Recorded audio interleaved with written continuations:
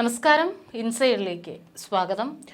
11 വർഷം മുമ്പ് ഒരു മാർച്ച് 8 15 രാജ്യങ്ങളിൽ നിന്നുള്ള 239 യാത്രക്കാരുമായി മലേഷ്യയുടെ തലസ്ഥാനമായ ക്വാലാലംപൂരിൽ നിന്നൊരു വിമാനം പറന്നുയർന്നു. മലേഷ്യ എയർലൈൻസ് ഫ്ലൈറ്റ് 370 ബീജിംഗിലേക്കായിരുന്നു യാത്ര.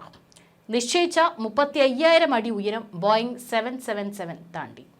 വിയറ്റ്നാമീസ് എയർ ട്രാഫിക് കൺട്രോളിലേക്ക് വൃദ്ധിച്ചെല്ലിക്കാനുള്ള നിർദ്ദേശം വന്നു. Good night Malaysian 370. നിർദ്ദേശം പിന്തുടർന്ന പൈലറ്റിൽ നിന്ന് വന്ന മറുപടി ഇതായിരുന്നു. പിന്നീട് ആ വിമാനത്തിൽ നിന്ന് ഒരു പ്രതികരണം ഉണ്ടായില്ല. പ്രതികരണം മാത്രമല്ല, ആ വിമാനം എവിടെ എന്നുള്ള ചോദ്യവും ഇപ്പോഴും ഉത്തരമില്ലാതെ തുടരുകയാണ്. നിശ്ചയിച്ച പാതയിൽ നിന്നും മലായ് പെൻസുലയുടെ ഭാഗത്തേക്ക് വിമാനം വ്യതിചലിച്ചു. അസാധാരണ നിമിഷങ്ങൾക്ക് ലോകം സാക്ഷ്യം വഹിച്ചതിന്റെ തുടക്കം ഇവിടെ നിന്നായിരുന്നു. പിന്നീട് റഡാർ ബന്ധം നഷ്ടപ്പെട്ടതിനെ തുടർന്ന് ദിശ തെറ്റി മണിക്കൂറുകളോളം വിമാനം പറന്നതായാണ് വിശ്വസിക്കപ്പെടുന്നത്. ശൂന്യതയിലേക്കായിരുന്നു ആ യാത്ര എന്നത് തിരിച്ചറിയുമ്പോഴേക്കും ആശയവിനിമയത്തിന്റെ എല്ലാ സാധ്യതകളും അവിടെ ഇല്ലാതായിരുന്നു.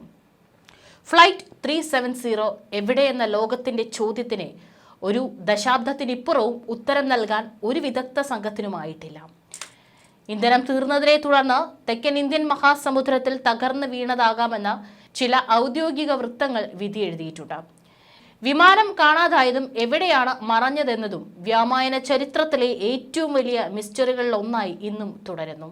ഇപ്പോഴിത് പറയാനുള്ള കാരണം 11 വർഷം മുമ്പ് കാണാതായ MH370 മലേഷ്യൻ വിമാനത്തിന് വേണ്ടിയുള്ള തിരച്ചിൽ വീണ്ടും പുനരാരംഭിക്കുകയാണ്.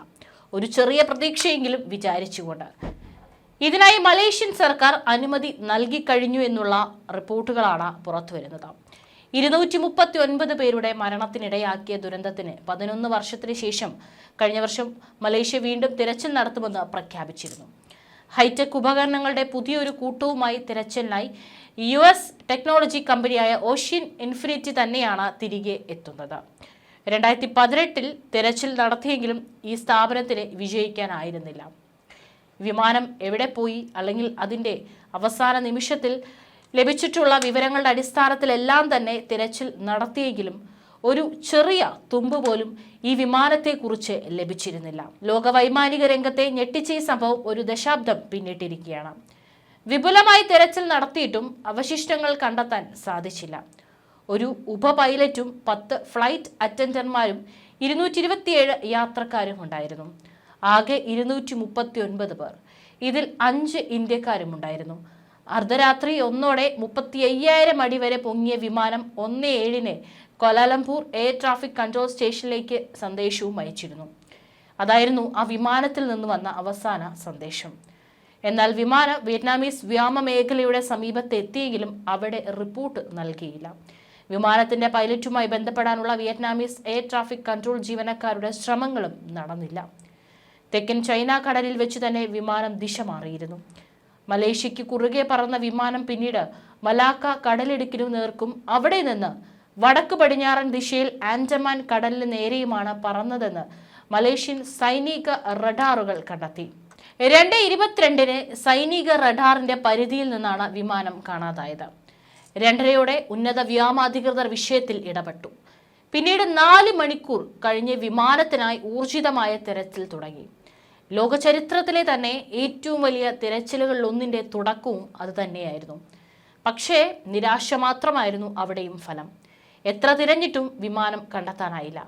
ആദ്യഘട്ടത്തിൽ മലേഷ്യയ്ക്കും വിയറ്റ്നാമിനും ഇടയ്ക്കുള്ള കടൽ മേഖലയായിരുന്നു പ്രധാനമായി തിരയാനായിട്ട് തിരഞ്ഞെടുത്തത്. അന്ന് തിരയുമ്പോൾ 34 കപ്പലുകളും 28 വിമാനങ്ങളും ഇതിനായി നിയോഗിക്കപ്പെട്ടു. 11 വർഷം മുൻപുള്ള കാര്യമാണിത്. 7 രാജ്യങ്ങളും തെരച്ചിലിൽ പങ്കുചേർന്നു. 239 ആളുകളുടെ ജീവന് വേണ്ടിയുള്ള ഒരു തെരച്ചിൽ. പിന്നീടുള്ള തെരച്ചിലുകളിൽ സർക്കാർ ഇതര ഏജൻസികളും ധാരാളമായി പങ്കെടുത്തു. പക്ഷേ അവിടെ ഒന്നും തന്നെ വിമാനത്തിന്റെ ഒരു തുമ്പ് പോലും ലഭിച്ചില്ല. എവിടേക്കാണ് ഈ വിമാനം അപ്രത്യക്ഷമായത് എന്നുള്ള ചോദ്യം അപ്പോഴും കണ്ടെത്താനായില്ല. 2018 ഈ ദുരൂഹ വിമാനത്തിനായുള്ള എല്ലാ ഔദ്യോഗിക തിരച്ചിലുകളും അവസാനിപ്പിച്ചു. ഓസ്ട്രേലിയ, മലേഷ്യ, ചൈന സർക്കാരുകൾ ഇന്ത്യൻ മഹാസമുദ്രത്തിന്റെ അടിത്തട്ടിൽ നടത്തിയ തിരച്ചിൽ അവസാനിപ്പിച്ചിരുന്നു. ഏകദേശം 46,000 ചതുരശ്ര മൈൽ പരിധിയാണ് തിരച്ചിലിൽ ഉൾപ്പെട്ടത്. ഇതിനായി ചിലവാക്കിയ തുക 150 മില്യൺ അമേരിക്കൻ ഡോളർ ആയിരുന്നു. പിന്നീട് ഓഷ്യൻ ഇൻഫിനിറ്റിയുമായി ചേർന്ന മലേഷ്യൻ സർക്കാർ വീണ്ടും തിരച്ചിലിറങ്ങി. വിമാനത്തിൽ ഉണ്ടായിരുന്നവരുടെ കുടുംബങ്ങളുടെ അതിസമ്മർദ്ദമായിരുന്നു നടപടിക്ക് പിന്നിലെ കാരണം. പക്ഷേ ഓഷ്യൻ ഇൻഫിനിറ്റിക്കും ഉത്തരം നൽകാനായില്ല. ഇപ്പോഴും ഈ ഒരു വിമാനം കാണാതായതുമായി ബന്ധപ്പെട്ട് വിവിധ സിദ്ധാന്തങ്ങൾ പിന്നീട് അങ്ങോട്ട് വന്നിട്ടുണ്ടായിരുന്നു. അതിൽ ചിലത് ഇപ്രകാരമാണ്. MH370 വിമാനത്തിനുള്ളിൽ ഓക്സിജൻ ഇല്ലാത്ത അവസ്ഥ, അതായത് ഹൈപ്പോക്സിയ ഉടലെടുത്തെന്നും ഇതേ തുടർന്ന് യാത്രക്കാരും പൈലറ്റുമാരും മറ്റു വിമാന ജീവനക്കാരും ഉൾപ്പെടെ അബോധാവസ്ഥയിലായെന്നും ഒരു സിദ്ധാന്തം പറയുന്നു. MH370 സൈബർ സംവിധാനങ്ങൾ ഹാക്ക് ചെയ്യപ്പെട്ടത് മൂലം ഓട്ടോ പൈലറ്റിൽ സംഭവിച്ച പിഴവാണ് അപകട കാരണമെന്നായിരുന്നു ചരിത്രകാരനായ നോർമൻ ഡേവിസിന്റെ സിദ്ധാന്തം. 2018 കംബോഡിയ തിയറി എന്ന പേരിൽ ഇത് സംബന്ധിച്ച് പുതിയൊരു പ്രശസ്ത വാദം ഉയർന്നത്. ബ്രിട്ടീഷ് വീഡിയോ നിർമ്മാതാവ് ഇയാൻ വിൽസൺ ഗൂഗിൾ മാപ്പ് ഇമേജുകൾ ഉപയോഗിച്ച് കംബോഡിയയിലെ ഒരു വനത്തിൽ വിമാനം കിടക്കുന്നത് കണ്ടെത്തിയെന്നും പറഞ്ഞതും ലോകമെങ്ങും ആവേശം സൃഷ്ടിച്ചു. ചിത്രങ്ങളും ഉണ്ടായിരുന്നു. എന്നാൽ കംബോഡിയ വാദം നിരസിച്ചു. ഒരു തമോഗർത്തം വിമാനത്തെ പിടിച്ചെടുത്തെന്നും വിമാനം നേരെ ചന്ദ്രനിലേക്ക് പോയെന്നും അന്യഗ്രഹ ജീവികൾ തട്ടിയെടുത്തതാകാം എന്നൊക്കെയുള്ള വിചിത്ര സിദ്ധാന്തങ്ങളും പുറത്തിറങ്ങി. പക്ഷേ പലരും ഇതിനെക്കുറിച്ച് ആഴത്തിൽ പഠനങ്ങൾ നടത്തിയിട്ടും തെരച്ചിൽ നടത്തിയിട്ടും ഇപ്പോഴും 11 വർഷങ്ങൾ പിന്നിട്ടിട്ടും ഈ വിമാനം എവിടെയെന്നുള്ള ചോദ്യത്തിനൊന്നും ഉത്തരം ലഭിച്ചില്ല. ഉത്തര കൊറിയ വിമാനം പിടിച്ചെന്നും സാന്റിയാഗോയിലേക്ക് പോയ വിമാനത്ത് അവിടെയുള്ള അമേരിക്കൻ വ്യോമസേന വെടിവെച്ചിട്ടെന്നൊക്കെ വേറെയും വാദങ്ങൾ ആ സമയങ്ങളിൽ ഉയർന്നിരുന്നു. വിമാനം തകർന്നെന്ന് സ്ഥിരീകരിക്കാനാകുന്ന തരത്തിൽ അവശിഷ്ടങ്ങളൊന്നും വീണ്ടെടുക്കാൻ സാധിച്ചിട്ടില്ല. എന്നാൽ വിമാനത്തിൽ നിന്നുള്ളതെന്ന് കരുതപ്പെടുന്ന ചില അവശിഷ്ടങ്ങൾ ആഫ്രിക്കൻ വൻകരയുടെ തീരങ്ങളിലും മഡഗാസ്കർ, മൗറീഷ്യസ്, റോഡിഗ്രസ് ദ്വീപുകളിൽ കണ്ടെത്തിയതായും വിവരമുണ്ട്. 2015 ഇന്ത്യൻ ഓഷ്യന്റെ ഫ്രഞ്ച് ദ്വീപിലെ റീയൂണിയൻ തീരത്ത് ഒരു വലിയ വസ്തു അടിഞ്ഞു. ഇത് ബോയിങ് 777 ഒരു ഭാഗമാണെന്നാണ് അന്വേഷണ സംഘം അനുമാനിക്കുന്നത്. 2016 ഫെബ്രുവരിയിൽ മൊസാംബിക്ക് തീരത്ത് ത്രികോണാകൃതിയിലുള്ള ഒരു ഫൈബർ ഗ്ലാസും നോ സ്റ്റെപ്പ് എന്നെഴുതിയ ഒരു അലുമിനിയം അടിഞ്ഞു. ടാർസിയാനിയൻ ദ്വീപിൽ അടിഞ്ഞ ഒരു വിമാനത്തിന്റെ വിംഗ് ഫ്ലാപ്പ് ബോയിങ് 777 ഓസ്ട്രേലിയൻ സർക്കാർ സ്ഥിരീകരിച്ചു. ഓസ്ട്രേലിയൻ ട്രാൻസ്പോർട്ട് സേഫ്റ്റി ബ്യൂറോയുമായിരുന്ന അവശിഷ്ടം ബോയിങ് 777 ഒത്തുനോക്കുകയും ഉറപ്പിക്കുകയും ചെയ്തു.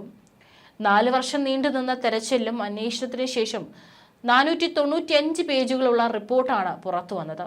വിമാനത്തിന് എന്ത് സംഭവിച്ചതെന്ന് കണ്ടെത്താൻ സാധിക്കാതെയാണ് റിപ്പോർട്ട് അവസാനിക്കുന്നത്. സുരക്ഷാ അന്വേഷണ സംഘത്തിന്റെ തലവനായ കോക് സു ചോൻ വിമാനം ഹൈജാക്ക് ചെയ്യപ്പെടാനുള്ള സാധ്യതകളും തള്ളിക്കളഞ്ഞില്ല. പക്ഷേ എന്തിനാണ് എന്നതിൽ വ്യക്തത വരുത്താൻ അദ്ദേഹത്തിനുമായിട്ടില്ല. പൈലറ്റ് സഹാരി അഹമ്മദ് ഷാ, ഫസ്റ്റ് ഓഫീസറായ ഫാരിഖ് അബ്ദുൽ ഹമീദ് എന്നിവരുടെ പശ്ചാത്തലം പൂർണ്ണമായും പരിശോധിച്ചായിരുന്നു റിപ്പോർട്ട്. യാത്രക്കാരുടെ സാമ്പത്തിക സാഹചര്യം, ആരോഗ്യം, ശബ്ദം തുടങ്ങിയവയും പരിശോധനയ്ക്ക് വിധേയമായി. അസ്വാഭാവികമായി ഒന്നും കണ്ടെത്താൻ സാധിച്ചില്ല. ഇരുട്ടിൽ നിന്നും ഇരുട്ടിലേക്ക് സഞ്ചരിച്ച ഒരു ദശാബ്ദത്തിന് ശേഷം വീണ്ടും ഒരു അന്വേഷണത്തിന് തയ്യാറെടുക്കുകയാണ് ഇപ്പോൾ ഓഷ്യൻ ഇൻഫിനിറ്റി. കഴിഞ്ഞ വർഷം ഇതേ സമയം വിമാനം കാണാതായിട്ട് 10 വർഷം തികയുന്ന സാഹചര്യത്തിലും MH370 തിരയുന്നതിന് ശാസ്ത്രീയ തെളിവുകളുണ്ടെന്ന് US ആസ്ഥാനമായുള്ള കമ്പനി അവകാശപ്പെട്ടുകൊണ്ട് രംഗത്ത് വന്നിരുന്നു.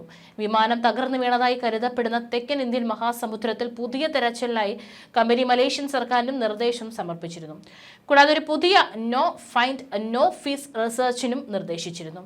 2018 അപ്രതീക്ഷിതമായ മലേഷ്യൻ എയർലൈൻസ് വിമാനമായ MH370 കണ്ടെത്താനുള്ള ശ്രമങ്ങൾ നടന്നത്. വിമാനത്തിന്റെ ലൊക്കേഷനെ കുറിച്ച് സൂചനകളില്ലാതെ മറ്റൊരു തിരച്ചിലെ പിന്തുണയ്ക്കില്ലെന്നും സർക്കാർ പറഞ്ഞിരുന്നു. ഏതായാലും വീണ്ടും പ്രതീക്ഷകളോടുകൂടി തന്നെ 11 വർഷങ്ങൾക്കിപ്പുറം വിമാനത്തിനായി 239 യാത്രക്കാർക്കായുള്ള തിരച്ചിൽ വീണ്ടും പുനരാരംഭിക്കുകയാണ്.